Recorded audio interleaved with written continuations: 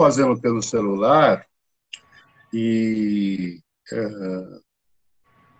e aí as perguntas você vai ter que reproduzir para mim, que eu não vou conseguir ler aqui e ao mesmo tempo ficar no ar aqui, entendeu? Tá bom, eu vou fazer, aquilo que eles não falarem, eu repasso para você, tá bom, meu querido? Quem é que está na sala? Quantas pessoas estão na sala? Então, por hora, nós temos 20 pessoas na sala. E aí, a gente, que são os alunos mesmo da disciplina. Mas a gente abriu para outras pessoas entrarem. Então, sempre entra uma pessoa ou outra aqui na sala, tá certo? E, Porque não são outra pergunta que eu queria saber, o que é que eles estão esperando de mim aqui? Eu gostaria de ouvir. Então, vamos ver. Eu gostaria que eles falassem o que é que Então eles tá. estão esperando de mim. Então tá. Então eu vou começar por ordem alfabética, porque eles não falam com muita facilidade, assim, às vezes. Ah, entendi. Aldemir Santos, você pode falar o que você espera da aula de hoje? Bem, Pro e professor Ivaí. Eu estava esperando, como não deu tempo para ler o livro, eu queria, ao longo da aula, entender a ideia central do livro, os direitos humanos e as práticas de racismo. Então, Como ele foi planejado. Ele foi planejado até a publicação através acho que pela Câmara, né? Pela essa edição da Câmara dos Deputados. Isso, tá bom. Você quer, então, um pouco que eu conte a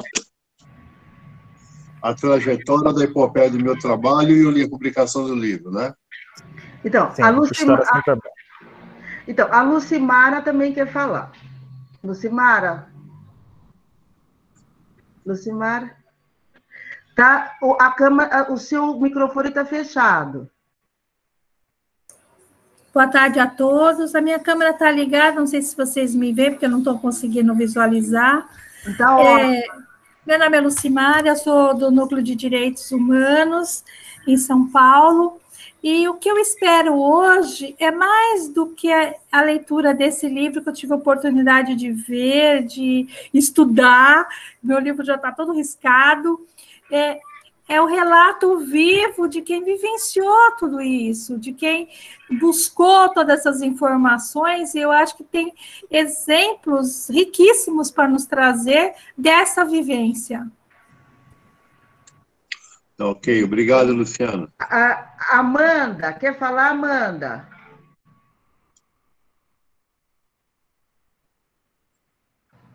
Boa tarde, eu li um pouco do livro, né, e eu acho que a conversa, o que eu espero desse dia de hoje é falar sobre a questão dos direitos humanos após a redemocratização do Estado, né, que com a pouca leitura que eu tive, eu percebi que se ganha um destaque a partir da Constituição de 1988 e com os movimentos sociais e tudo mais.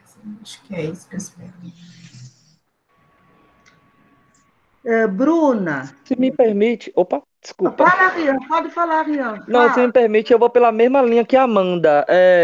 A partir mesmo da redemocratização do Estado e como que os direitos humanos, ele cresceu a partir dos movimentos sociais. E também, linkando também, eu quero saber como foi a vivência do nosso convidado para adquirir os dados e conseguir, assim, publicar esse livro. É isso que eu espero. Tá, ok. Bruna, você quer falar um pouquinho, Bruna? Minha internet é muito ruim. No momento, eu queria acrescentar... O que eu queria acrescentar já foi dito. Então, ela está dizendo que ela já...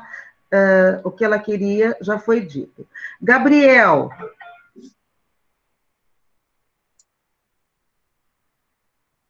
Gabriel Andrade. Eu acho que a net dele caiu, Pro. Que a gente tá no mesmo grupo e ele saiu. Mas eu posso... Pode falar, Gustavo, fale. Queria aproveitar a presença dele, porque eu fiquei muito interessado em saber sobre as coisas que ele sentiu enquanto escrevia o capítulo O que nós faríamos com os brancos. Porque para mim foi. Eu só consegui pensar nisso. Acho que é os maus costumes da cultura pop, né? De você querer saber as motivações por trás de transcrever essas coisas. Então, queria saber como foi o processo de escrita dessa parte. A querida Jade. Jade, você quer falar alguma coisa?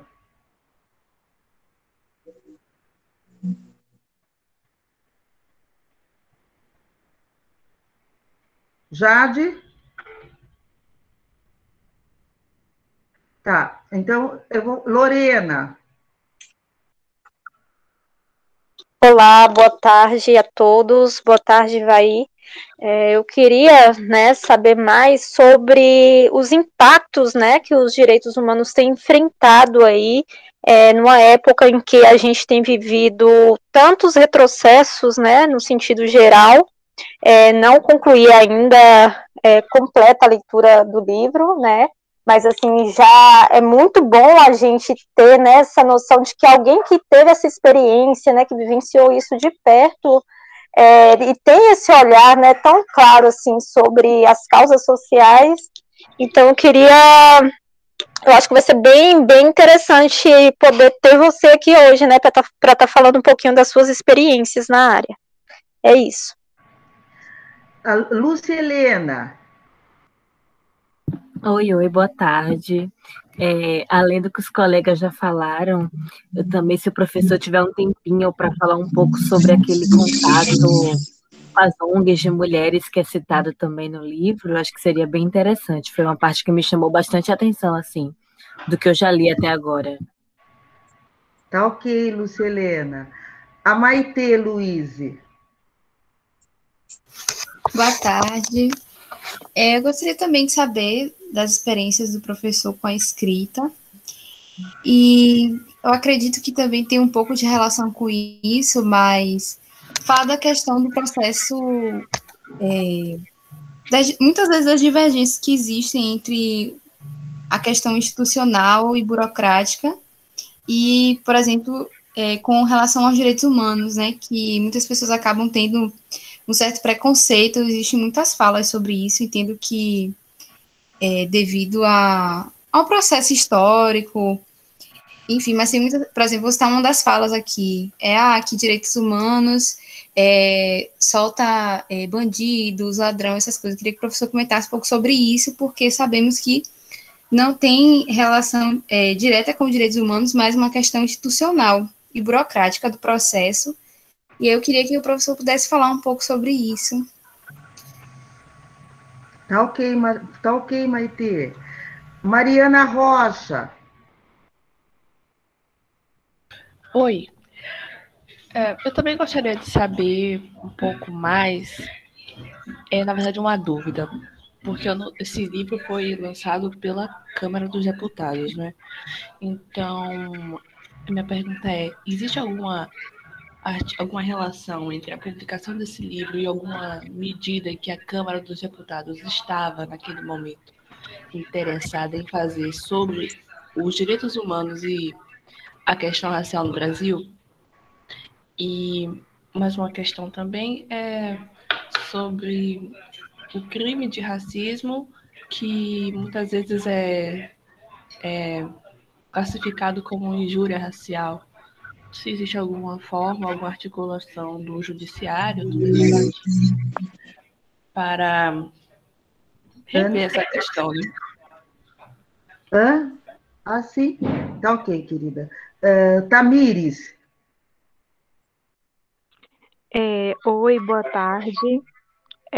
Eu gostaria de saber do professor sobre as conquistas dos direitos humanos ao longo dos anos. Eu tenho uma pergunta, né, parecida com que uma colega fez agora há pouco, sobre a questão dos retrocessos, como está sendo nesse cenário, né? Porque sabemos que os direitos humanos estão sendo bastante atacados, e eu gostaria de saber um pouco sobre isso também, sobre avanços e possíveis retrocessos, principalmente nesse cenário atual. É isso. Tá ok, Tamires, obrigada, Bem.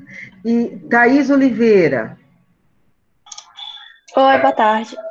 Eu acho que muito do que eu ia comentar já foi dito, mas eu gostaria muito de saber também sobre um pouco da trajetória,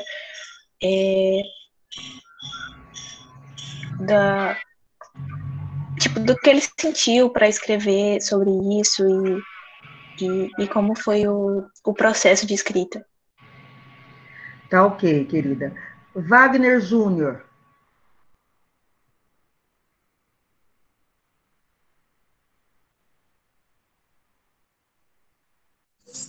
Oi, boa tarde.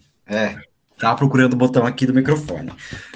Vamos lá. Eu cheguei agora e eu peguei o livro, eu li, somente dei uma lida ao último capítulo, um capítulo bem interessante que traz aí de uma forma histórica todos os avanços no ponto de vista dos direitos humanos e a luta contra o racismo, né? E muitas pessoas aqui já fizeram a pergunta que eu queria, que justamente a Lorena, né, sendo mais específica, sobre essa questão dos grandes retrocessos que tivemos, né? Eu acho que quase tivemos aí 60 anos para termos um avanço na questão dos direitos humanos, e agora nós estamos observando e assistindo em casa, né, todo esse grande retrocesso. Então, eu só queria saber o ponto de vista deles sobre toda essa questão. Obrigado. Então, Ivair, eu acho que todo mundo pôde falar um pouco o que gostaria de saber, e eu também gostaria de falar que eu gostaria que você falasse tudo que você pudesse, porque tudo do Ivair é muito bom, né? Um militante, um intelectual de ponta e extremamente solidário. Então, eu conheci Ivair, acho que na década de 80, eu estava estudando, fazendo serviço social. E ele me ajudou muito porque eu estava com uma saúde não muito boa, mas a partir da bolsa que ele me deu, eu consegui, que ele me encaminhou, né? Eu pude terminar o projeto com a ajuda dele também, por causa que eu fiz estágio no Conselho, na época em Campinas, e fazer um TCC que virou livro, que vocês vão ler, né, na última unidade, né, que algumas partes a gente vai discutir sobre esse processo, a relação do serviço social e a questão racial. Isso na década de 80. Então, eu acabei já falando a minha idade para vocês, não é? E aí eu nem posso mais mentir idade para vocês, mas, enfim, eu conheço Ivair há muito tempo, né, e sempre com a mesma dinâmica, sempre com o mesmo compromisso ético e político e transformador. A palavra é sua, meu querido. Bem, agradeço ter iniciado a fala pela fala de vocês, né, porque assim fica mais fácil eu enfatizar os pontos que vocês estão mais curiosos, né? Na verdade, esse livro, ele começa a ser escrito muitos anos antes da sua publicação. Eu vou começar a falar do livro a partir dos anos 80, né? A partir dos anos 80, início dos anos 80, eu tomei uma decisão na minha vida que era de ir trabalhar em Angola. E aí eu fui convidado pelo meu trabalho que eu fazia, de trabalhar na Unesco. Na época eu trabalhava com ensino de ciências. E aí eu comecei aí eu vi a oportunidade de ir trabalhar em Angola, que tinha acabado de se tornar independente. Isso era 1979, quando eu decidi ir para lá. Quando eu voltei para o Brasil em 82, que é 83, quando já tinha realizado as eleições para governador de estado em São Paulo. É bom lembrar que O Brasil ficou, de 1964 a 1984, nós vivemos num regime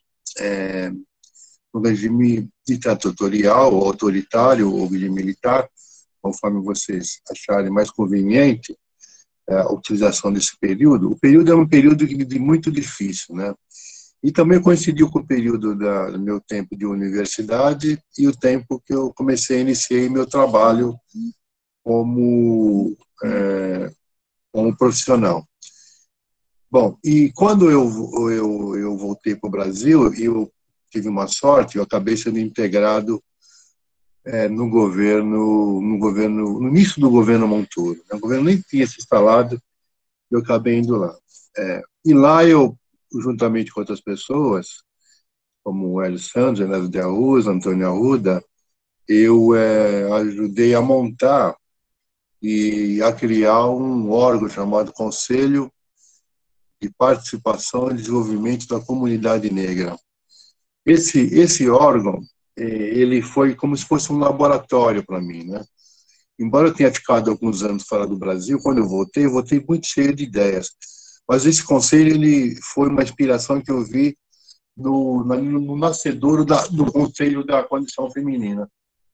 Eu falei, se tem um Conselho da Condição Feminina, por que não tem o Conselho do Negro, né? E a partir daí eu comecei a trabalhar nessa proposta. E eu consegui materializar isso em 84. Bom, por que eu estou falando isso? Porque as pessoas que eu fui conhecendo durante o governo Montoro, eu as vi, passado alguns anos, eu as vi, elas, em 95, elas estavam no governo federal.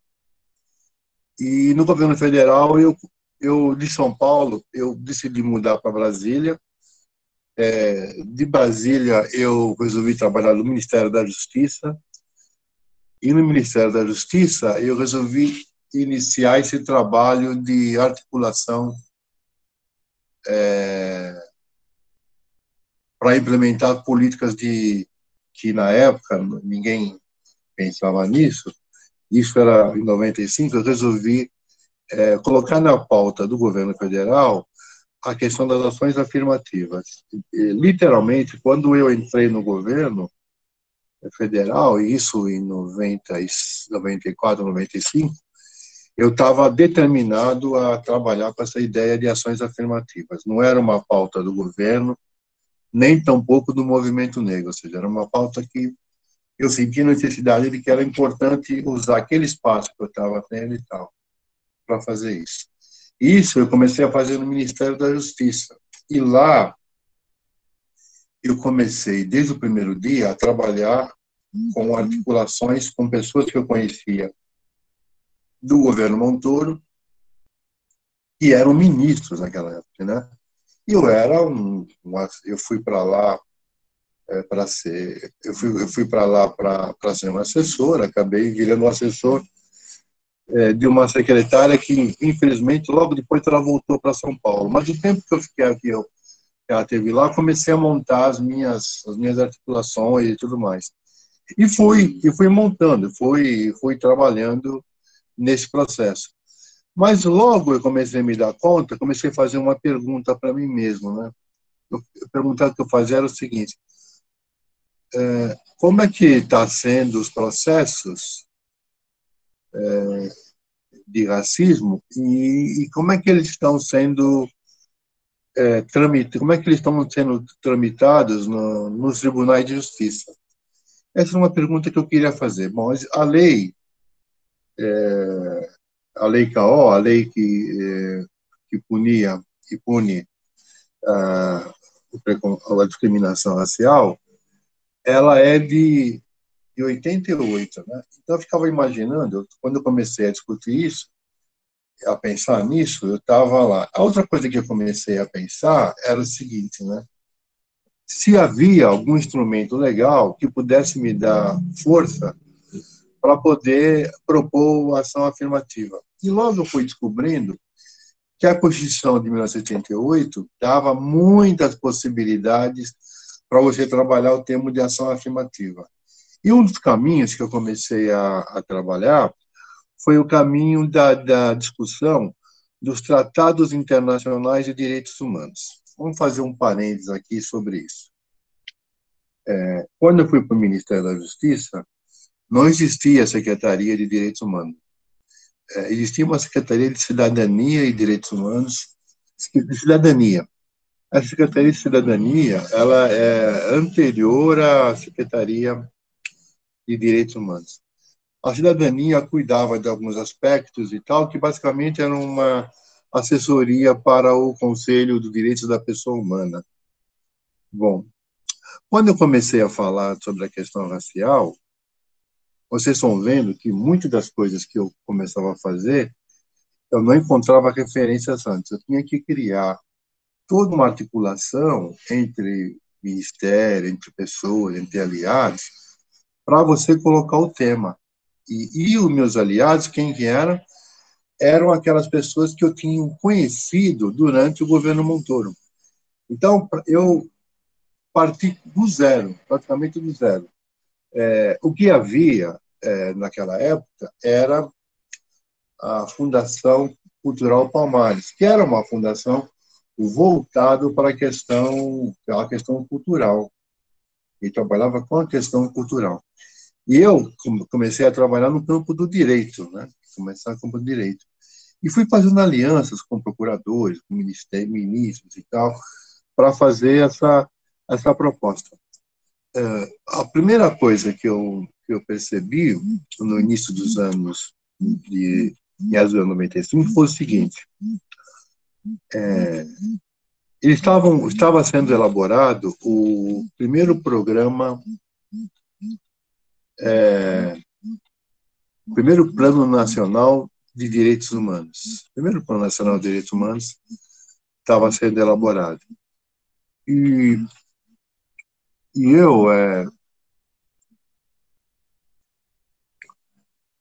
num belo dia, eu fui chamado por quem estava organizando isso, que foi o Paulo Sérgio Pinheiro.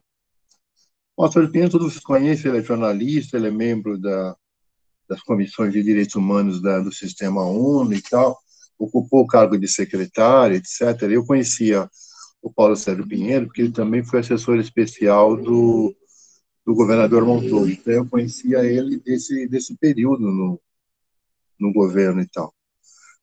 Bom, o Paulo Sérgio Pinheiro me faz a seguinte proposta: falou assim, olha, isso era um sábado, uma sexta-feira.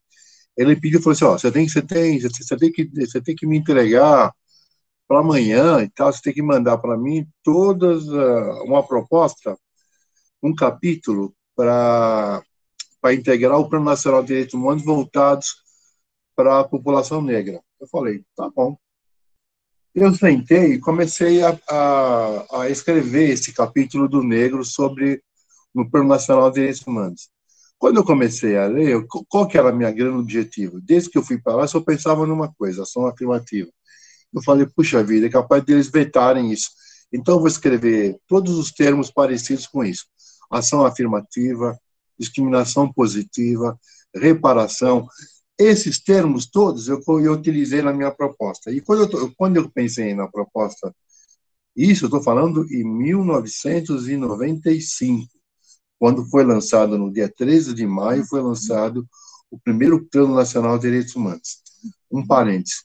Por que o Brasil, o Ministério da Justiça, estava preocupado em criar um Plano Nacional de Direitos Humanos? Uma razão muito simples. Em 1993, o Brasil participou da última Conferência de Direitos Humanos, e essa última Conferência de Direitos Humanos determinou que cada país poderia e deveria escrever um Plano Nacional de Direitos Humanos. E assim foi feito. E o Brasil foi passado 2 anos, o ministro era o ministro Nelson Jobim, o ministro Jobim, através do chefe de gabinete, que era o Zé Gregório, acabou elaborando e escrevendo o primeiro Programa Nacional de Direitos. E coube a mim, veja como a história, coube a mim escrever o capítulo. Quando eu mandei para o Paulo Sérgio Pinheiro, a minha esperança é que ele cortasse alguma... Não, ele integralmente, ele aprovou todas as propostas que eu fiz.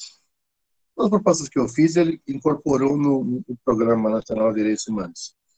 E eram propostas muito avançadas. Eu estava propondo ação afirmativa. Estava propondo, isso estou falando de 95, a gente pudesse fazer essa proposta e tal. Muita gente ficou muito surpreso com aquelas propostas. Aliás, muita gente não, a maioria das pessoas não esperava que o primeiro Plano Nacional de Direitos Humanos pudesse conter propostas tão avançadas em relação à população negra.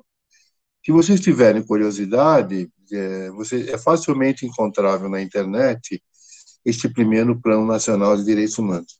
E é um capítulo do negro, e esse capítulo, basicamente, fui eu que escrevi esse capítulo, a pedido do então coordenador, que era o Paulo Sérgio Pinheiro.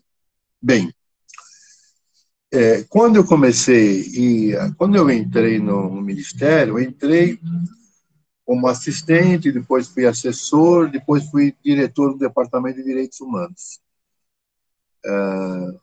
E foi um processo bastante trabalhoso, porque eu fui realizando as coisas, né? Fui fazendo muitos seminários, eventos, criei um grupo de trabalho sobre eliminação e discriminação no trabalho, Ministério do Trabalho, juntamente com outros companheiros, colaborei também na participação da criação de um grupo de trabalho interministerial no Ministério da Justiça, e isso foi dando, vamos dizer assim, muito gás para que eu pudesse trabalhar. Bom, em dado momento, eu comecei a me dar conta que que tudo aquilo que eu estava vivenciando, eu precisava voltar para a universidade. Então, desde que eu pus os pés em Brasília, eu comecei a trabalhar também, ou seja, nas horas que eu não estava no Ministério, eu ia para a Universidade de Brasília. Bom, aí eu terminei meu mestrado e aí eu me entrei na Universidade de Brasília, no programa de doutorado na área de sociologia. Bom, e lá a proposta que eu tinha era, olha, eu quero fazer um trabalho de levantamento das situações de racismo, mas com 3 olhares. É isso que eu quero chamar a atenção de vocês. A minha visão primeira, eu queria saber como é que os tribunais de justiça estavam trabalhando a temática racial. Para isso, como é que eu fiz? Eu peguei e escrevi uma carta dirigido aos responsáveis pelas corregedorias dos tribunais de justiça de todos os estados, perguntando para eles o seguinte: vocês têm alguma forma sistematizada de me dar quantos casos de racismo estão entrando no tribunal e poderiam me informar essa informação? Veja só, estou perguntando, eu, que era um mero assessor do Ministério da Justiça, escreve uma carta dirigida a desembargadores, que eram corregedores, dentro do Tribunal de Justiça, e perguntava para eles o seguinte: olha, vocês poderiam, de alguma forma, me informar quantos casos de racismo vocês têm tramitando no seu Tribunal de Justiça? O fato é que dos 27, 17 deles me responderam. Então, eu já tinha uma boa base de dados. Depois eu voltei a mandar para eles, pedindo que eu queria cópias das sentenças, né, da conclusão das sentenças desses processos. Então, eu consegui, a partir do posto que eu estava, eu comecei a levantar de todos os tribunais de justiça informações sobre esses dados. Anteriormente, eu fiz uma pesquisa documental para saber mais ou menos quantos casos de racismo a antiga lei, que era a Lei Afonso Arinos, que existiu e vigiu de 1951 a 1988, ou seja, 37 anos, quantos casos os tribunais tinham recebidos de denúncias com base na antiga lei, da Lei Afonso Arinos. Eu faço um parênteses aqui agora, Elizabeth, e gostaria de perguntar para os seus alunos quantos casos de racismo eles acham que eu encontrei que chegaram aos tribunais de justiça durante o período da vigência da Lei Afonso Arinos, que é uma lei que puniu o preconceito de cor, que vigiu de 1951 a 1988. Vocês entenderam a minha pergunta? Sim. Quantos casos vocês acham que eu encontrei? Uns 20? 20? Quem mais citaria algum caso? Eu ia dizer menos de 100. Menos de 100. Mais algum palpite aí, gente? Entenderam bem a pergunta, né? Eu estou querendo saber quantos casos de racismo... Havia uma lei que foi criada em 1951, durante o governo do Getúlio Vargas, e que durou até a nova Constituição, que é de 88. Então, foram 37 anos. Eu queria saber quantos processos eu encontrei sobre que essa lei deu andamento nos tribunais. Menos de 10? Vamos ficar nessa estatística. Eu encontrei basicamente umas 10 citações de processos nesse sentido. Bom, quando eu comecei a fazer a pergunta para os tribunais, era o ano de 2003. E aí, entre 2003 e 2007, eu comecei a perguntar para os tribunais de justiça para que eles me dissessem, efetivamente, quantos processos estão tramitando nos seus tribunais. Quantos vocês acham que eu comecei a encontrar a partir dessa minha pergunta que eu fiz? Com certeza, há mais de 100 que muitos desses processos não são resolvidos. Fica travado nos tribunais. Mais de 100. Quem mais gostaria de fazer uma indicação? Mais de 100 para você, mais de 100 é 200, 300 ou 150, por aí, né? Sim, então, por aí. Por aí. Sabe quantas eu encontrei, gente? 12 mil. Eu vou repetir. Mais de 12 mil processos. Então, como é que você explica isso, gente? Olha, eu fiz um trabalho de levantamento de 37 anos. Em 3 anos, 2003 a 2007, quase 4 anos, eu encontrei mais de 12 mil processos. Como é que você explica essa mudança tão repentina de tantos casos que eu encontrei no tribunal?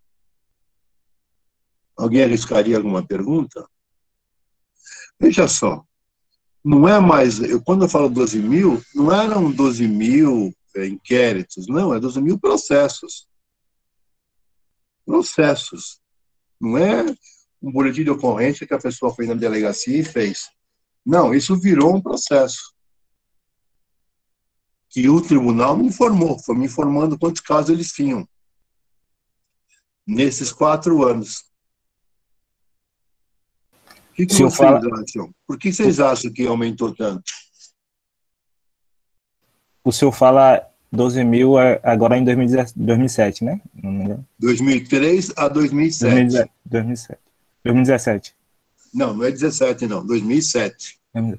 Eu chutaria que não foram encontrados muitos casos antes, lá em 50 para 80, por causa da grande repressão que teve no meio desses 30 anos.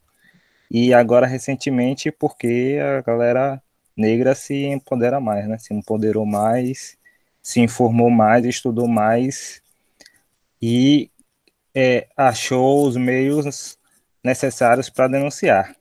Agora, 12 mil processos tramitando, aí eu chutaria que é o racismo estrutural mesmo que não deixa passar esses processos aí. Como é seu nome mesmo? Aldemir. Aldemir, deixa eu te explicar uma coisa. Olha, você notou que quando eu perguntei para as pessoas quantos casos de racismo eu encontrei em 37 anos, as pessoas falaram menos de 10. E depois, quando eu perguntei, olha, no período de 2003 a 2007, quantos eu encontrei, a única pessoa que falou mais de 100. Aí tem uma coisa que a gente precisa conversar, que é o seguinte: por mais que a gente saiba que o racismo é alguma coisa que ocorre no nosso cotidiano, é uma coisa que faz parte, ela é sistêmica, ela faz parte do nosso dia a dia. As informações hoje na internet, elas são muito mais rápidas, você tem o impacto da tecnologia que mudou muito a nossa relação com relação à informação. Ainda assim, nós negros acreditamos que as pessoas não vão para a justiça. Veja só que coisa maluca. Eu encontrei 12 mil quando, eu estou falando com jovens no início do século XXI, e no ano de 2021, e eu pergunto para ele, quantos processos você acha que eu encontrei? Ele fala 100. Por que você acha que há esse descompasso entre o que está ocorrendo e aquilo que vocês imaginam que está acontecendo? Alguém arriscaria uma resposta para isso? Eu acho que pode ser uma descrença no sistema de justiça, né? Mas essa descrença, ela explica pode ser uma hipótese. Uma hipótese seria a descrença e que as pessoas não acreditam nisso. Mas veja só, o fato é que eu já não estava falando mais em hipótese, eu acho, não. Estava falando em quantidades robustas de... Vocês terem uma ideia, só no estado do Rio de Janeiro, a média de processos que eu encontrei é de 200 por mês. Por mês. Cada mês, no final do ano, você tinha 1.200 tantos processos. 1.200 não, você tinha 2.000 você tinha 1.200 processos. Então, tem alguma coisa que não foi rompido na maneira da gente olhar o racismo no Brasil. A gente acha ainda, quando a gente fala que tem só 100 casos, depois da lei TAO, na 78, nós estamos usando a mesma forma de raciocínio que a gente usava durante a vigência da lei Afonso Arinos, que terminou em 88. Que as pessoas não vão, que as pessoas são discriminadas, mas elas não vão à justiça. Leia de engano. A mentalidade ainda de boa parte da comunidade negra, da militância, da gente que está na universidade, é acreditar que as pessoas não estão indo à justiça. E, pelo contrário, no Brasil inteiro, as pessoas estão entrando na justiça quando elas se sentem lesadas de discriminação racial. Como é um assunto que só aparece na grande imprensa quando tem algum grande problema, dá a entender que o racismo acontece de vez em quando. Não. Ele é aquilo que a gente afirma teoricamente, que ele é sistêmico, que ele é estrutural e tal. As pessoas não têm ideia de quanto isso impacta o sistema judicial. Então, só esse número já dá uma ideia do distanciamento daquilo que nós imaginamos que, de fato, acontece e os fatos reais do dia a dia de ser negro no Brasil. Só esse fato. Bom, estou falando de um trabalho que faz mais ou menos uns 10 anos que eu terminei. Então, hoje, a realidade pode ser muito maior do que naquela época e tal. Mas menor não vai ser. Ela vai ser maior e tal. Então, o primeiro fato que nós temos que perguntar é por que é que nós, estudiosos, negros e brancos, acreditamos que nós praticamente repetimos isso, vamos dizer assim, a todo instante. O racismo é estrutural, o racismo é sistêmico, mas a gente não se dá conta de como é que isso se dá na realidade, no país. Aí outra pergunta que eu vou falar assim, qual é o perfil das pessoas que mais denunciam? Vão falar assim, são pessoas da classe média. Não. Você tem gente, desde empregada doméstica, motorista, ajudante geral, a engenheiro, todo mundo que se sente de alguma forma discriminado entra na justiça. Então, você tem um outro tabu, de achar que só a classe média reclama dos seus direitos. Quando você se sente lesado enquanto negro, ou alguma discriminação atinge o seu filho, a sua filha, ou se algum parente seu, você é movido de uma força quase sobre-humana para poder garantir seus direitos. Você faz um barulho danado para garantir que aquele direito haja um prosseguimento do trabalho na justiça. Eu estava mais ou menos tranquilo em relação a isso, mas aí conversando com um outro pesquisador, ele me trouxe um outro problema do qual eu não tinha me dado conta, que é o seguinte. Qual é a distância entre você ir numa delegacia, faz a denúncia, e isso virar um processo? Quantas denúncias de racismo acabam virando processo? Porque você não acredita que toda vez que você vai na delegacia e faz o motivo de ocorrência, aquele processo vira um processo do Tribunal de Justiça. Por quê? Há dificuldade.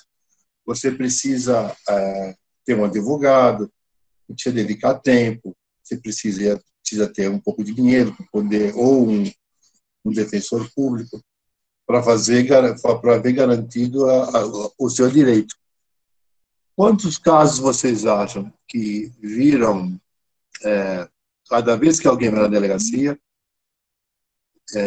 quantos desses casos acabam virando processo? Bom, tem um professor que era de Boston, que me ajudou a responder essa questão. Sabe quantos boletins de ocorrência vira processo?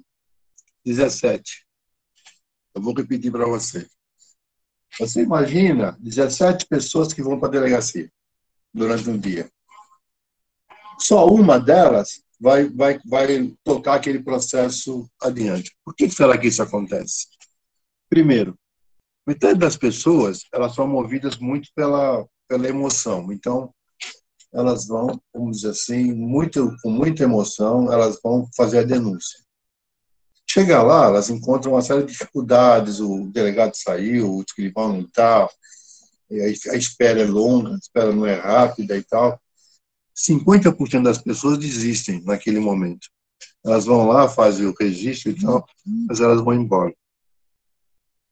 Dessas outras 50, um terço acaba esquecendo que tem que montar um processo e acompanhar. O fato é que só uma pessoa, que a gente costuma chamar de o pin de aço, que fica ali até ver seu processo formalizado. Então, vocês façam a seguinte diferença. Se eu encontrei 12 mil, imagina se todos os boletins de ocorrência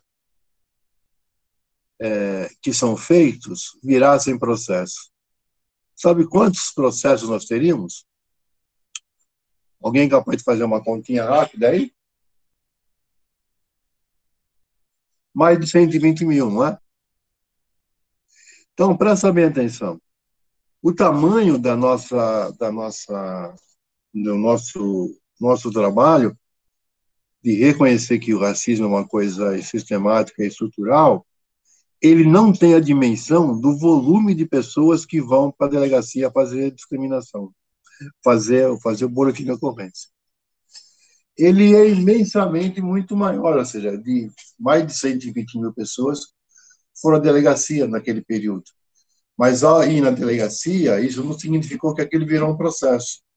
Então, vocês estão vendo que aquilo que eu comecei a descobrir é que a gente fala de uma realidade de racismo, teoricamente, mas na prática a gente tem dificuldade de dizer, nossa, quantos atos de racismo, e as pessoas foram lá fazer o boletim de ocorrência, e a gente não faz essa ponte, que a gente não tem essa informação muito presente, que as pessoas vão ser lesadas. Eu estou falando no país inteiro.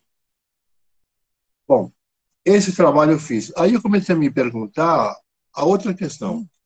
Como é que o mundo vê o racismo no Brasil? Que caminho vocês fariam para responder isso? Como é que o mundo vê a prática do racismo no Brasil? Eu resolvi fazer o seguinte, eu resolvi ler os relatórios do Brasil sobre o racismo, que deveriam ser entregues de maneira regular no Comitê Internacional de Combate ao Racismo. Vou explicar para vocês que história de comitê é esse. É o seguinte. Quando o Brasil é signatário de um tratado internacional, como, por exemplo, o Tratado Internacional sobre a Convenção de Eliminação de todas as formas de discriminação racial e racismo, é uma convenção que o Brasil é signatário. O Brasil foi lá, no sistema ONU, votou, falou, eu quero que essa convenção seja aplicada no meu país. Aí ele pega essa convenção, vem para cá, apresenta no Congresso, o Congresso ratifica ou não. O Congresso ratificou, ele manda a mensagem para lá. E o Brasil foi um dos primeiros países do mundo a assimilar a Convenção Internacional sobre o Racismo, em 68. Isso significava para mim que eu tinha que fazer uma busca, onde estão esses relatórios que o Brasil teria que fazer sistematicamente sobre o racismo no Brasil. Então, eu comecei a procurar no Itamaraty, que era um lugar onde eu poderia encontrar esses relatórios. E eu encontrei aproximadamente muitos relatórios, mas esses relatórios, de 1968 até 1995, eles diziam basicamente o seguinte, o Brasil não tem racismo porque nós temos uma Constituição que proíbe a discriminação das pessoas. Era mais ou menos essa resposta formal que o Brasil fazia nos fóruns internacionais. Em 95, o Brasil resolve fazer um relatório mais robusto e afirma, olha, há racismo no Brasil, e aí junto com isso, vai mostrando as medidas que o Brasil estava realizando a isso. Então, eu tinha mais um olhar. Eu tinha um olhar do sistema judiciário, onde eu tinha os processos que estavam tramitando. Eu tinha um olhar do sistema internacional de direitos humanos que me dava um pouco essa noção. E aí, eu tinha também um outro olhar, que é o olhar da militância, de como é que a militância via essa questão de direitos humanos. Então, o meu trabalho, que levou mais ou menos 7 anos de trabalho, de pesquisa e tudo mais, procurou juntar esses 3 campos. O campo da justiça, através dos tribunais de justiça, os tratados internacionais de direitos humanos, como eles falavam, como é que eles retratavam os atos de discriminação racial, e tinha também a história dos movimentos, né, dos movimentos e tal. Então, eu juntei esses três olhares e foi aí que eu construí a minha tese de doutorado, né? Que no fundo queria responder uma coisa básica, né? Como é que o racismo era tratado no Brasil? E aí a partir daí aí que eu quero contar para vocês as minhas experiências. Muitos de vocês me perguntaram como é que eu me sentia, né? A primeira coisa que comecei a me sentir muito mal, eu comecei a ler os processos de racismo que tramitavam nos tribunais. Era muita dor, era muito sofrimento, sabe? De situações das mais incríveis que você lia, e como as pessoas eram tão violentas no ato da discriminação racial. E aquilo foi me deixando muito, muito, muito aborrecido, muito triste, quase estado depressivo ao ler aquilo. Mas aí eu me dei conta que 2 coisas que me chamaram a atenção.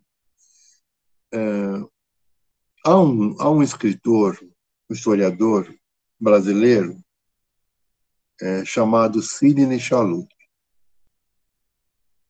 E eu gosto muito dos livros dele, mas há um livro especial que eu gosto muito. Chama-se Visões da Liberdade. O que é esse Visões da Liberdade?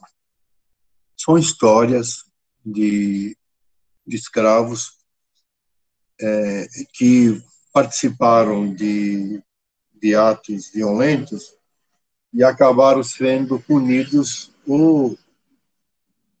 por essa violência contra os patrões, por fugas e tal, né?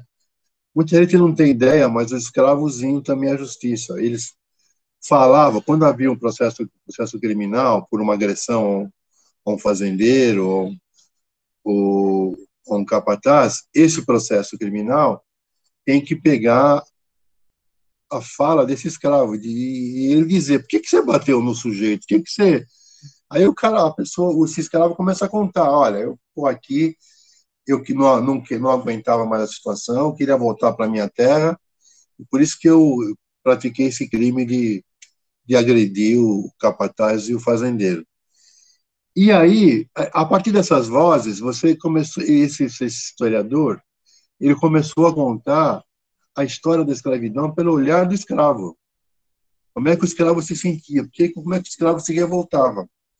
Então, esse livro, Visões da Liberdade, que é um livro belíssimo, que vale a pena ler, me ajudou muito naquele momento. Eu fiquei pensando o seguinte: puxa vida, eu estou dando voz a milhares de pessoas que são discriminadas. Então, eu estou trazendo para o livro a manifestação de luta dessas mulheres e homens que disseram não ao racismo.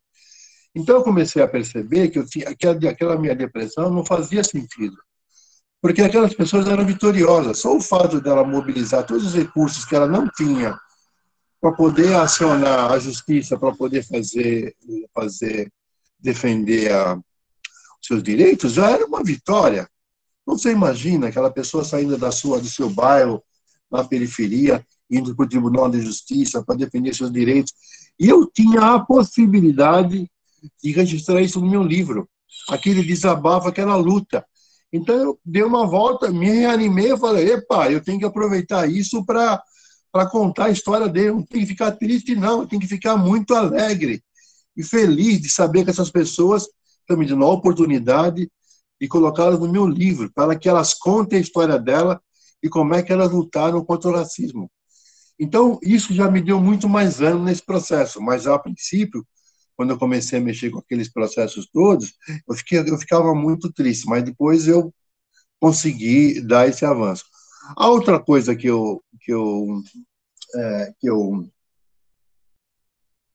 vocês me perguntaram é de você defender a tese e tornar isso um livro. Isso vai quase uma epopeia, sabe? Eu comecei a perguntar para os meus colegas como é que eu faria para publicar esse livro. Comecei a pedir para um, pedir para outro, que tem um processo lento e tal. Bom, e aí aconteceu que meus amigos da Fundação Cultural Palmares gostaram do livro e publicaram o livro, a primeira versão. Veja como é a vida. E aí eu conheci um funcionário, um alto funcionário da Câmara dos Deputados, que me pediu alguns livros. Eu pedi os livros para ele que ele precisava e os livros foram lidos. Acontece que o pessoal da Câmara dos Deputados, ao ler meus livros, veja só, isso não passou por deputados, passou por funcionários da Câmara dos Deputados. E os funcionários ficaram maravilhados com o livro e falaram: você não quer publicar o livro aqui? Eu falei: claro, sem nenhum problema, até porque eu já não tenho mais a edição da Fundação.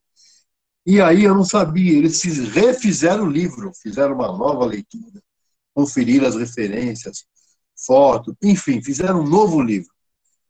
E esse livro é que vocês tiveram acesso a esse livro e tal. Que já foi reimpresso várias vezes. É um dos livros, quando havia feiras de livros e a Câmara dos Deputados participava, ela sempre levava o meu livro E o meu livro sempre foi um dos livros bem vendidos e tal.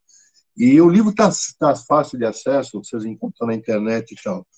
Então, eu consegui publicar o livro graças ao interesse dos trabalhadores da Câmara dos Deputados. Eles aqui gostaram do livro, batalharam, me ajudou. Levou mais de 6 meses para reescrever, para remontar o livro. Remontei o livro para virar essa publicação, que foi uma publicação muito, muito boa, uma outra publicação. Bom, essa é uma questão. A outra questão que me perguntaram, que eu gostaria de contar, é o seguinte, né? É sobre o momento atual. Aí, quando me perguntam isso, eu costumo responder da seguinte forma, como eu vou responder para vocês. Olha, eu sou muito otimista em relação ao que estamos vivendo hoje. E muito animado. Eu falo, mas como animado? Tanto problema, pandemia, mortes, um quadro terrível no governo federal, e eu sou otimista, eu sou animado. Eu falo, mas eu sou muito animado em relação ao momento, mas muito. Vocês não fazem ideia, sabe por quê? Porque eu tenho visto muitos jovens mais brilhantes, melhores do que a minha geração, que estão produzindo coisas novas, eles estão se mobilizando, estão escrevendo, estão na universidade, estão refletindo. Só isso não é para qualquer um militante da minha geração ficar super feliz, falar, poxa vida, nós podemos ir embora que tem gente muito melhor do que a gente que está continuando o trabalho. Então, essa é a primeira questão. O meu olhar sobre a realidade atual é uma realidade de alguém animado e com muita esperança nas novas gerações, tanto mulheres quanto jovens negros. E eu faço primeiro jovens por conta do volume de pessoas que estão atuando, que estão produzindo, que é uma coisa fabulosa. Todo dia, toda semana eu recebo um livro, alguma coisa que me chama a atenção, né? Eu faço um trabalho diariamente, que é uma espécie de curadoria da imprensa. Eu fico levantando, pesquisando nos jornais diariamente assuntos relacionados à população negra, né? Eu recebo, em média, de 40 a 50 a 60 jornais por dia. Eu não consigo ler todos, mas os principais eu dou uma olhada e eu faço um garimpo sobre assuntos relacionados à população negra. E depois disso, eu faço isso e seleciono esses artigos e mando para minha rede social. Vou mandando para eles. Se algum de vocês tiver interesse em receber essas notícias, eu mando muito para a Elizabeth. Mas se vocês quiserem ter acesso ao meu zap, eu vou falar para vocês agora. É 61 998 49 50 51. Vou repetir, meu zap, hein? É 61, é prefixo, 998 49 50 51. Aqueles que quiserem receber essas notícias de jornais diariamente e livros, manda para mim, manda um oi para mim, mas entra no meu zap e dá seu nome, fala, eu me chamo Adilson, eu me chamo Luciano, eu me chamo e tal, eu sou da Unifesp e tal, me manda as mensagens de notícias de jornais, dos livros que você manda, eu mando para vocês também, tá bom? Então, eu faço isso diariamente, é uma coisa que aqui de isolamento, me dá muito gás para poder participar e discutir com o Brasil inteiro alguns temas que estão saindo nos grandes jornais do país. Bom, voltando aqui à minha amarração. Por que eu estou otimista? Estou otimista por conta disso, e porque também eu tenho visto uma outra coisa importante, gente. A gente tem tido grandes conquistas recentemente. Uma delas que eu quero destacar foi o seguinte: a deputada Benedita da Silva, juntamente com o Movimento Negro, através da Educafro, entrou com um pedido no Tribunal Superior Eleitoral perguntando o seguinte, como é que esses recursos do fundo eleitoral, que é um fundo público, são distribuídos para mulheres e para negros?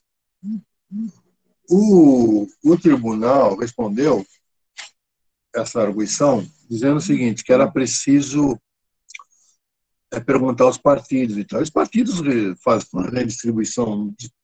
Veja só, esse fundo eleitoral é um fundo público, não é fundo de pessoas privadas, não. Então, o presidente do partido, mais a turma dele, eles fazem a distribuição de forma desigual.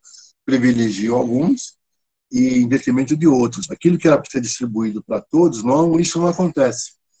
Então, essa violência é uma violência muito grande, porque hoje, por exemplo, tem uma notícia no jornal Folha de São Paulo, que eu posso até mandar para vocês, é que aquele ator Will Smith, ele se recusou a gravar um filme dele no estado da Geórgia. Por que ele fez isso? Porque ele lá, logo depois das vitórias no Senado e 2 democratas, o governador, que é republicano, aprovou uma lei que criou 16 situações para dificultar o voto negro. Sabe lá o que é isso? Ele criou dificuldades, que eram dificuldades para as pessoas desistirem de votar. Então, essa legislação, veja só, eles perderam a eleição, mas eles criaram restrições justamente temendo que essa onda de voto negro pudesse continuar. E no Brasil, a gente não dá muito olho, não acha que as eleições é um processo igual para todo mundo. Não é. O tempo de distribuição de televisão e o acesso aos recursos não é para todo mundo. Ou seja, os negros e as mulheres negras, em princípio, não conseguem ter acesso a esses recursos. Então, ser eleito no Brasil é muito caro, e você, ainda por ser caro, você não tem acesso ainda aos recursos, né? Então, veja a situação. E, através disso, o ministro Lewandowski aprovou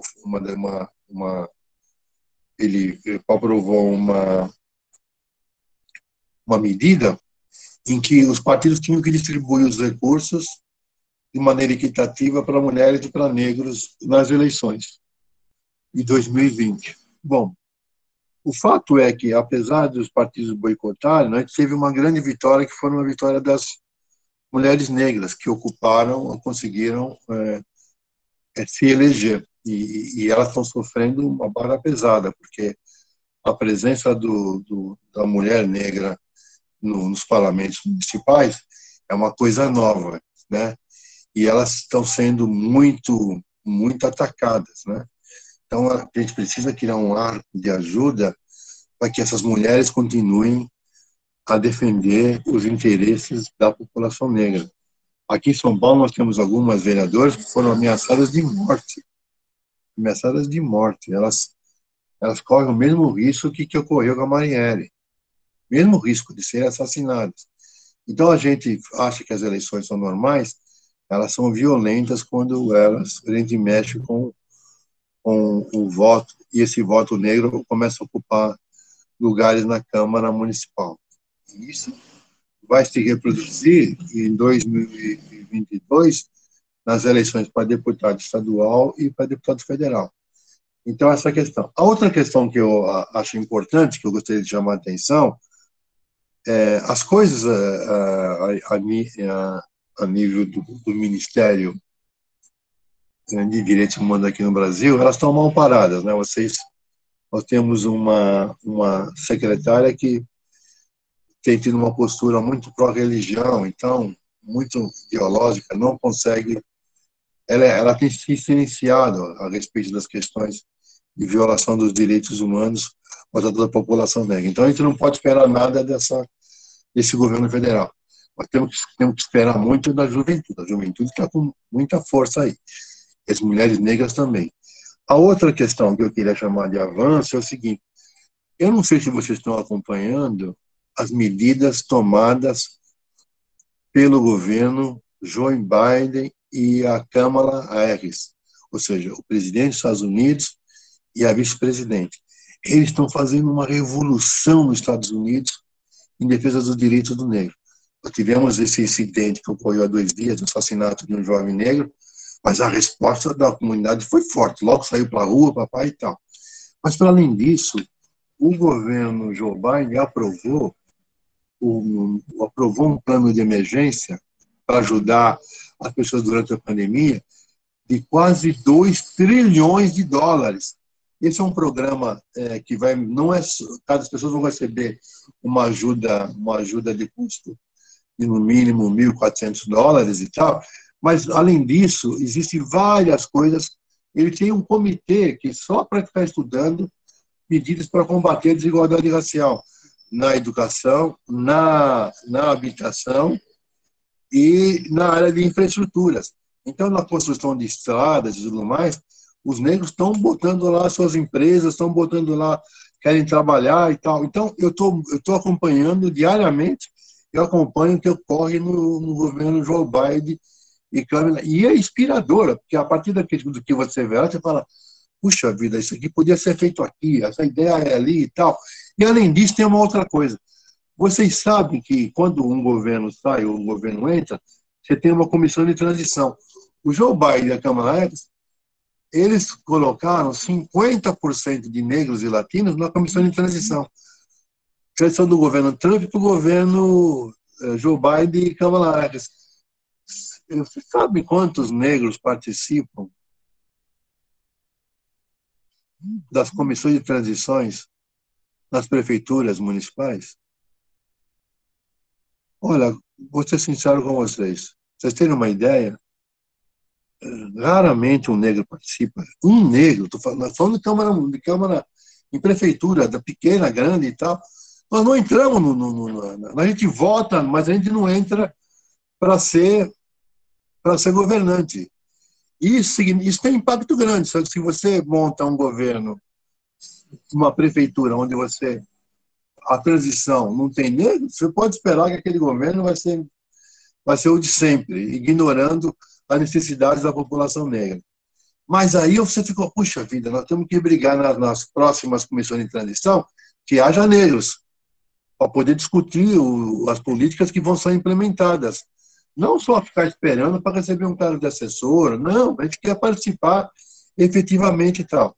Então, eu tenho olhado com muito, muito otimismo essas mudanças no campo internacional. Uma outra coisa que eu queria chamar a atenção de vocês é para uma sigla chamada ESG, Environment Social Governance, ou seja, meio ambiente social, ou seja, responsabilidade social e governança das empresas. É o seguinte, hoje, um investidor, para poder investir numa empresa, ele está pedindo que as empresas adotem essas 3 letrinhas, ou seja, cuide do ambiente, do social e da governança, seja transparente, uma governança honesta e tal. No social, o que as empresas estão procurando fazer é introduzir a questão da diversidade. Diversidade significa o quê? Mais negros e mulheres dentro dos conselhos de administração das empresas. É outra coisa maluca também, né? As empresas estão mais de um século aqui e elas não têm um só negro no conselho de administração. Então eu começo a ver que nós estamos em 2021 com essa tragédia, mas existem vários campos onde a gente pode e precisa atuar. Aquilo que a gente fez, né, e tem mais, no ano que vem, vai ser revista a lei de cotas nas universidades. A gente tem que se mobilizar para garantir a sua permanência, que não vai ser fácil. Temos que nos mobilizar para isso. Então, eu queria, com esse balanço que eu fiz, Elizabeth, pedir para vocês se vocês gostariam de fazer algum questionamento, alguma pergunta sobre aquilo que eu falei. Estou à disposição de vocês para atender. Espero que eu tenha respondido as questões que vocês mais se interessaram. Oi, Vair, você falou muito, disse tantas coisas importantes. Toma sua aguinha, descanse um pouco até que as pessoas possam refazer as suas ideias e poder fazer perguntas, né? que eu acho assim, o seu trabalho é maravilhoso, e aí depois eu quero explorar um pouco mais você, mas você pode descansar enquanto a gente vai juntando as perguntas aqui. Porque você falou de 2022, eu acho assim que foi uma conquista, as cotas do movimento negro. É claro que em momentos com governos mais avançados, isso facilita a nossa luta, mas, sem dúvida nenhuma, foi uma conquista nossa. Para manter essas cotas, vai ser um pouco mais difícil, mas a gente também será uma conquista nossa, né? E aí, eu quero fazer como que a gente pode pensar concretamente em estratégias, né? Quais polos que a gente tem que atacar, por exemplo, assim, eu queria só saber se eu não estou muito errada, mas eu acho que uma das frentes, que tem muitos negros nas igrejas evangélicas, e muitos deles, nessas igrejas, acabam reproduzindo o que a bancada evangélica, que os pastores dizem, que cota é horrível, que tem que ser por mérito, o mérito também é vinculado a Deus. Assim como a ministra tem o seu doutorado, que é um doutorado de Deus, então os méritos vêm de Deus, o doutorado para os pretos pode ser de Deus. Então, nesse governo, a população negra é desencorajada a entrar na política, é desencorajada a entrar nas universidades. Então, eu queria que você me dissesse. Seria interessante que a gente fizesse um trabalho mais próximo às igrejas evangélicas? Essa é a primeira pergunta, né? Porque, assim, eu acho que todas essas informações e as fake news chegam muito mais próximo. Eu acho que um resultado disso, não sei se tem uma relação, é até com a vacina, né? Porque de sexta-feira a gente tem um outro curso, e os indígenas e quilombolas têm dito que as igrejas evangélicas invadiram os espaços de quilombos e das aldeias, e as pessoas acabam recebendo, através desses grupos, fake news, e muitas das pessoas acabam não querendo tomar vacina. Será que isso tem a ver também com muitas das pessoas que não voltaram a tomar vacina, né? Então, o que eu estou querendo dizer é se a nossa ação tem que ser muito mais pontual e a gente se aliar aos evangélicos mais progressistas e discutir essa temática, uma vez que a bancada evangélica, porque eu acho que eles têm um projeto de poder, eles são contra as cotas, né? Eu acho que essa é uma questão. E aí, vinculando isso, também com como que você vê, porque o seu primeiro trabalho, que foi maravilhoso também, você trabalhou com os partidos políticos, né? Como que cada partido político pensava, né, o debate étnico-racial. E, nesse sentido, se você puder esticar, como o PSL entende também a questão racial, né? Tem mais alguma pergunta para assim ele não ficar falando muito?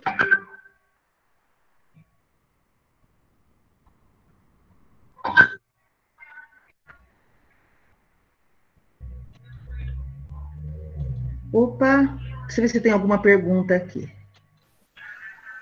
Eu tenho, Pro. Fala, Aldemir. Para o professor Ivaí. É porque aqui em Salvador, a gente tem o CDCN, que é a coordenação, o Conselho de Desenvolvimento da Comunidade Negra, que é um órgão estadual. Esse CDCN que a gente tem aqui, esse conselho, tem alguma ligação, ou seria um braço do trabalho do conselho em que ele participou lá em 90, 95, né? E perguntar se ele conhece a professora Jamile Borges, lá da FACED, porque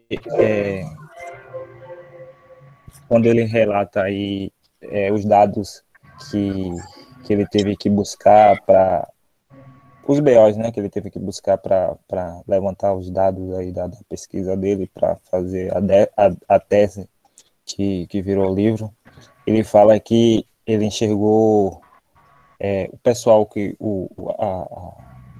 pessoal que fez as denúncias, não como coitados, mas como pessoas fortes por terem tido forças para poder fazer essa denúncia, né? Denúncias essas que muitas vezes eram tristes, como ele relata aí. Por quê? Porque a professora Jamile Borges, ela tem um artigo que ela publicou, se não me engano, no Estadão, em que ela ressalta essa outra personalidade que o negro deve ter e que a gente tem que ressaltar em nossos escritos dos nossos amigos negros. Por quê?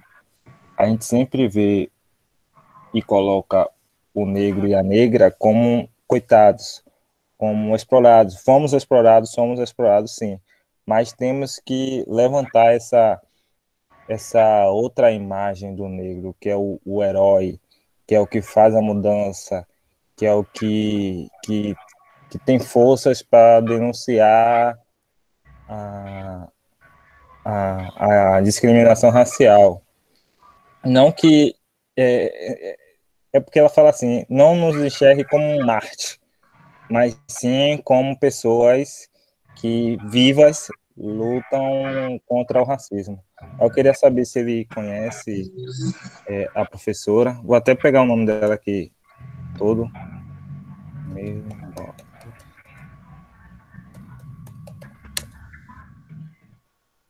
Bem, Jamile Borges mesmo. Jamile Borges? Eu não conheço, mas eu vou procurar saber, ver se eu consigo acessar vou ver se eu consigo acessar o Lattes. Tem lá. Jamile Borges da Silva, professor. Olha, deixa eu dizer para vocês o que vou responder uma coisa. Olha, primeiro, a gente não tinha mas agora tem uma oposição tão forte como eles têm hoje de parte dos evangélicos, né? Não é uma oposição só em relação à ação afirmativa, mas também no campo religioso, né? Eles têm uma atuação muito ruim em relação a isso. O bom disso é que eles não são todos não é um bloco homogêneo. Você tem evangélicos mais progressistas, evangélicos que fazem a leitura da teologia com uma perspectiva mais crítica, uma perspectiva mais inovadora, né? Ou seja, eles não aceitam essas leituras desses grandes pastores, né? Que representam para nós um atraso, né? Ou seja, todos eles, de alguma forma, manifestam um olhar bastante equivocado em relação à luta do negro no Brasil. Essa é uma questão. A outra questão é o seguinte, a gente, uma vez eu vi uma palestra da Meredita e ela dizia na palestra que existem muitas lideranças negras no mundo evangélico.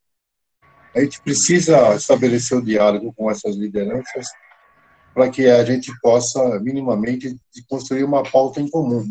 Não é possível que a gente não tenha temas em comum em relação à pauta que elas defendem. Uma outra questão é o seguinte, 2022 será um ano de muito trabalho, de muita luta, né? A gente deverá ainda estar vivendo momentos de pandemia, né? Pode ser em menor ou maior grau, mas a pandemia veio para ficar. Mas, além disso, a gente terá que aprender a fazer campanhas, a discutir e trazer à tona todos os nossos projetos que foram engavetados, que foram esquecidos ao longo do tempo, desse governo que está aí. A gente vai ter que nos unir, vamos ter que nos unir. Agora, as nossas propostas para 2022 não são igual e não são propostas de 2018, né? São propostas de 2022.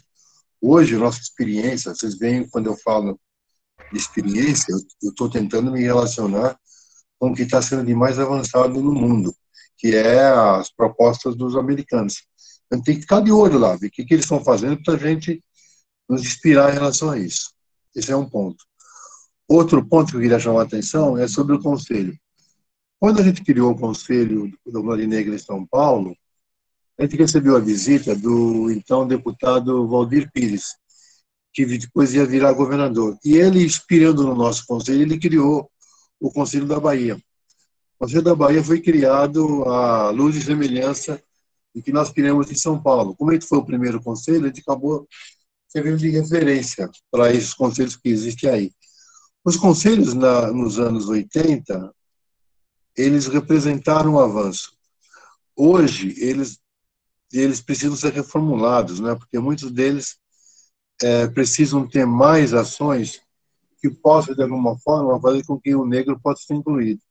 Então, pautas como essa, uma relação mais internacional com os países africanos, com os Estados Unidos, um plano de inclusão com as empresas, incluindo negros no conselho de administração das empresas. A nossa participação hoje exige um outro tipo de postura, outro tipo de atitude, em que os conselhos, muitos deles podem dar uma resposta, mas eu tenho que ser bem realista, ou seja, eles contam com muito pouco recurso. Então é preciso ter uma repaginação desse olhar em relação a isso. A outra questão que é importante chamar, a gente chama de protagonismo negro, que é o seguinte, né? Muitas das ações que nós negros realizamos como protagonista, eles desaparecem, né? Ou seja, a ação afirmativa teve muita liderança de protagonistas negros, mas normalmente eles não aparecem. Você vê, raramente, quando vão falar que a ação afirmativa aconteceu, eles vão buscar um branco, vão buscar alguém, mas nunca vão dar crédito a isso. A outra questão que eu sinto é que a gente precisa começar a discutir mais horizontalmente com os partidos políticos. A gente não quer mais um departamentozinho lá, a gente quer efetivamente participar da política. Ou seja, não é porque eles controlam o partido que aquilo tem que ser daquele jeito a vida inteira. Então, eu sinto que a gente tem muito mais desafios hoje que ano passado. Mas, em compensação, a gente tem muito mais gente para pensar estratégias e tal, nesse sentido. E, por último, eu queria chamar a atenção é o seguinte, né? A gente deve começar a montar comitês nas universidades em defesa da ação afirmativa.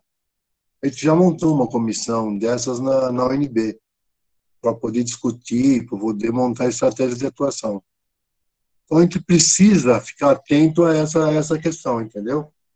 Então, a Unifesp tem que montar um comitê para começar a defender a continuidade da ação afirmativa nas universidades. Porque se depender do MEC, a gente vai ter problema. A gente tem que começar a atuar a partir das universidades. Muito obrigada. Eu acho que eu acredito nisso, e eu acho que essa é uma questão que às vezes fica difícil a gente pensar num projeto integrado na universidade, sabe, Vai? Essa é a minha grande preocupação. E eu estava na Unifesp, agora voltei para a UFBA. Você sabe que a UFBA, historicamente, sempre trabalhou com o debate. Aliás, a universidade, ela sempre foi locus da discussão negra, não a partir do nosso ponto de vista. E ela também, nós nunca fomos bem-vindos nesse espaço, né? Então, essa questão da gente pensar uma universidade multicultural e tal, ela não é muito aceita. No Brasil, eu acho que foi aceito mais facilmente os gringos brancos do que os negros. Haja vista que na UFBA,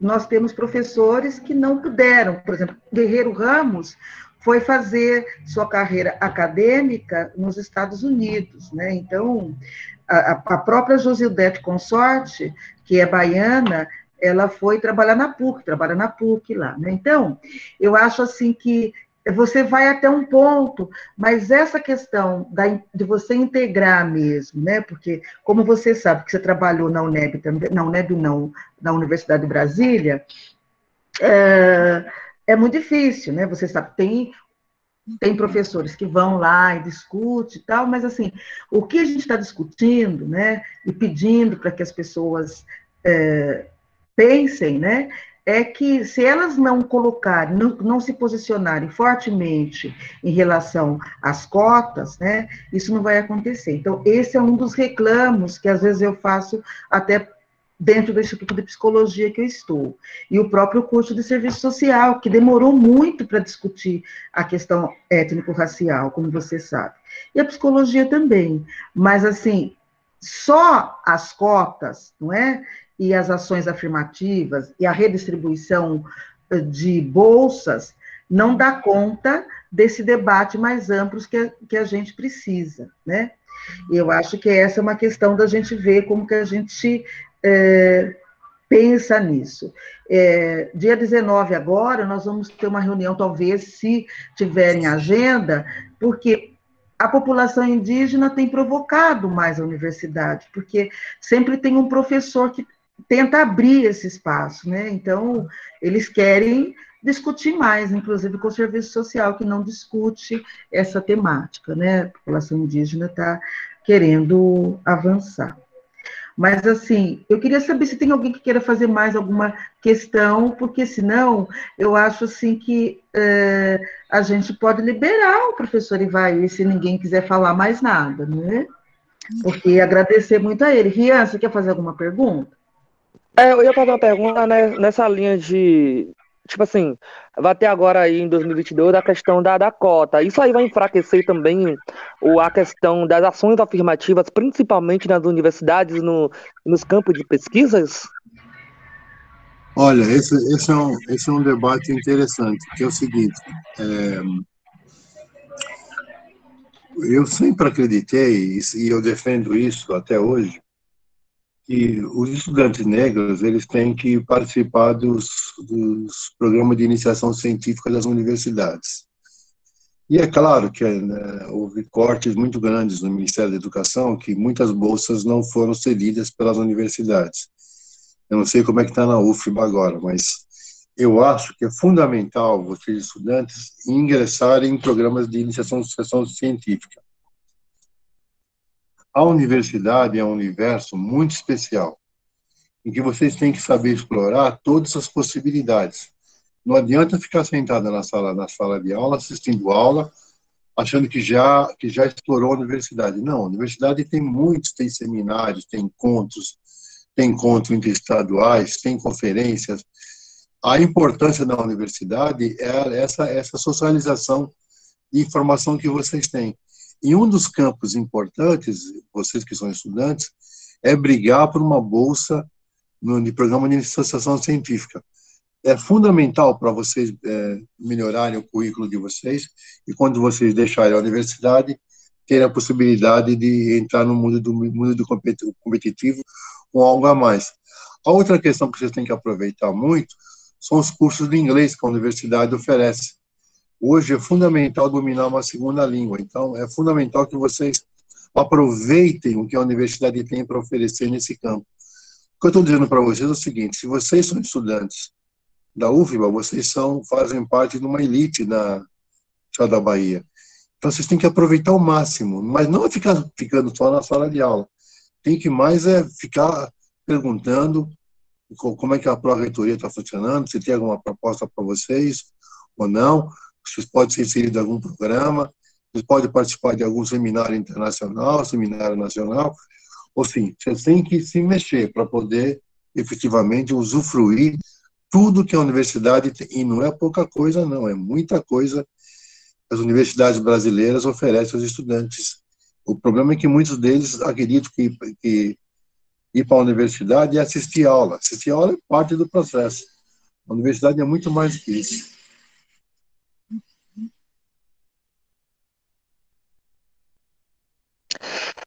Eu perguntei isso geralmente porque agora no mês de maio, né, a gente vai ter um corte em massa, né, por parte do governo federal, não repassar os recursos para as universidades.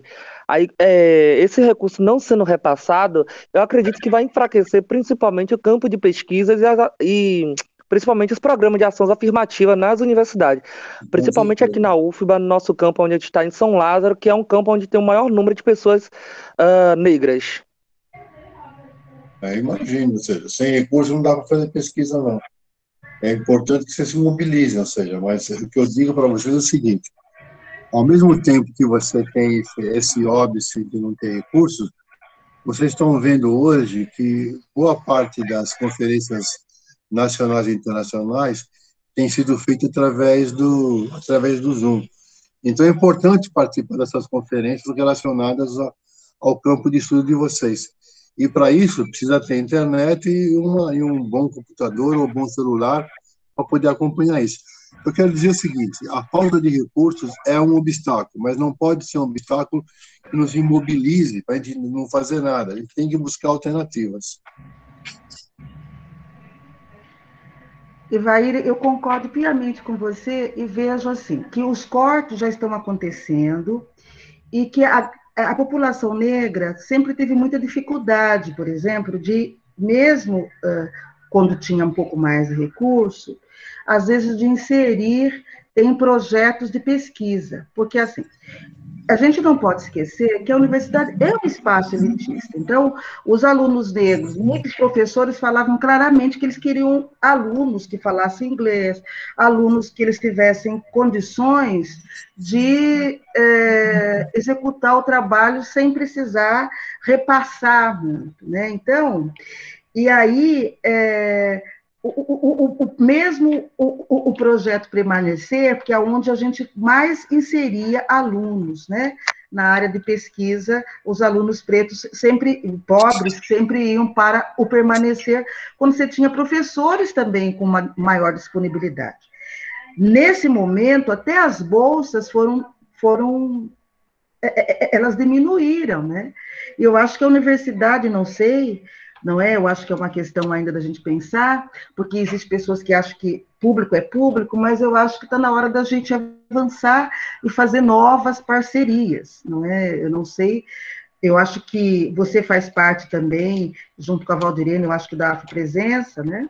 Então, eu acho assim que, até para garantir a pós-permanência dos alunos negros, né? Porque, assim, é uma realidade muito complexa. Eu acho que, agora mesmo, eu estou tendo que entregar um projeto hoje e fazendo um outro projeto junto com as alunas, porque, assim, nessa situação piorou, porque também seus familiares perderam emprego, e a bolsa que já era pequena, que era R$400, para poder continuar atendendo, ela é de R$250, né, por pessoa. Então, é uma realidade muito complicada. De fato, a gente vai precisar de novos encontros, novas saídas, e pensar como a gente garante a intervenção, né? Gente, alguém tem mais alguma questão?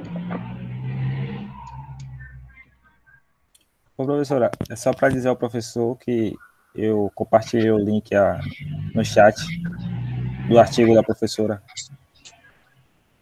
Tá bom. Tá ok, Aldemir. Então, eu acho que... Gente, Lucimara, quer fazer alguma pergunta? Alguém quer fazer outra pergunta? Porque, senão, eu vou agradecer ao professor Ivair pela presença dele e pela disponibilidade de ficar aqui 1h30 falando sobre a sua trajetória, sobre o seu trabalho, né? Sobre anos de produção, e ele continua aí firme na socialização dos seus conhecimentos. Eu acho que é muito importante. Então, as pessoas aqui no chat estão falando que elas só querem te agradecer muito, né? E eu acho que é essa questão mesmo, de agradecimento, não só por essa palestra, mas pela sua história, né?